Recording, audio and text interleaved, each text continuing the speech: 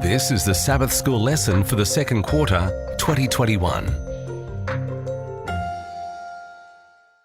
Lesson 8 for May 15 to 21, Covenant Law, and read by Dr. Percy Harold. Monday, May 17, Ties that Bind. Our text for today is Deuteronomy 4:13, "And he declared unto you his covenant, which he commanded you to perform, even 10 commandments, and he wrote them upon 2 tables of stone." However much we have been stressing that the covenant is always a covenant of grace, that it is only the result of God's bestowing unmerited favour upon those who enter into a saving relationship with him, grace is not a license to disobey. On the contrary, covenant and law belong together. They are, in fact, inseparable. Look at the text we've just quoted in Deuteronomy 4:13. How tightly does it link the covenant and the law? How does it show how basic the law is to the covenant? "And he declared unto you his covenant, which he commanded you to perform, even 10 commandments, and he wrote them upon 2 tables of stone." When you think about what a covenant is, the concept of law as an integral part makes sense. If we understand the covenant as, among other things, a relationship, then some sort of rules and boundaries need to be drawn.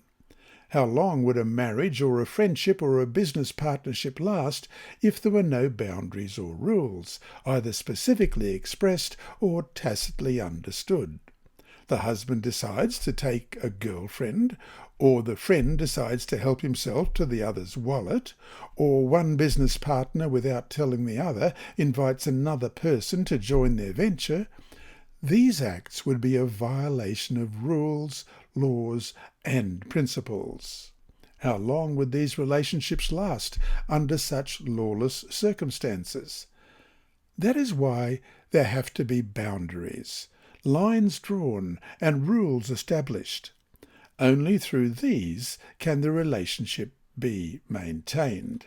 In fact, various expressions such as law in Psalm 78:10, statutes in Psalm 50 verse 16, testimonies in Psalm 25:10, commandments in Psalm 103 verse 18, and word of the Lord in Deuteronomy 33:9 are found parallel to or in closest association with, if not having almost the same meaning as, the word covenant. Evidently, the words of this covenant in Jeremiah 11:3, 6 and 8 are the words of God's law, statutes, testimonies, and commandments. Let's just look at those texts. First of all, Psalm 78 verse 10. "They did not keep the covenant of God, they refused to walk in his law." Psalm 50 and verse 16. "But to the wicked God says, What right have you to declare my statutes or make my covenant in your mouth?" And Psalm 25 verse 10, "All the paths of the Lord are mercy and truth to such as keep his covenant and his testimonies." And Psalm 103 verse 18, "To such as keep his covenant and to those who remember his commandments to do them." And Jeremiah 11 verse 3, "And say to them, Thus says the Lord God of Israel, Cursed is the man who does not obey the words of this covenant." And verse 6, "Then the Lord said to me, Proclaim all these words in the cities of Judah and in the streets of Jerusalem, saying, Hear the words of this covenant and do them." And verse 8, "Yet they did not obey or incline their ear, but everyone followed the dictates of his evil heart.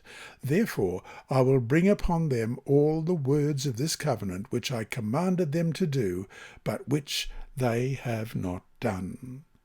The covenant of God with his people Israel contained various requirements that would be crucial for maintaining the special relationship he sought with his people. Is it any different today? To finish today, Think of someone you have a close relationship with.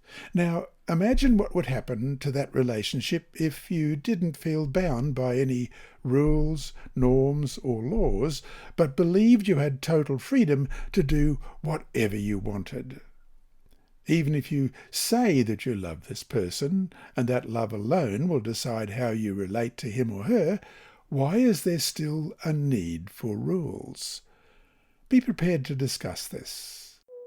This lesson was read by Dr. Percy Harold for Christian Services for the Blind. It's supported by the Sabbath School Department and Hope Channel Australia and is rebroadcast by Christian Record Services and through podcasts at It Is Written in the United States, Hope Channel Germany, and through Apple iTunes and SoundCloud. Remember, God is always faithful.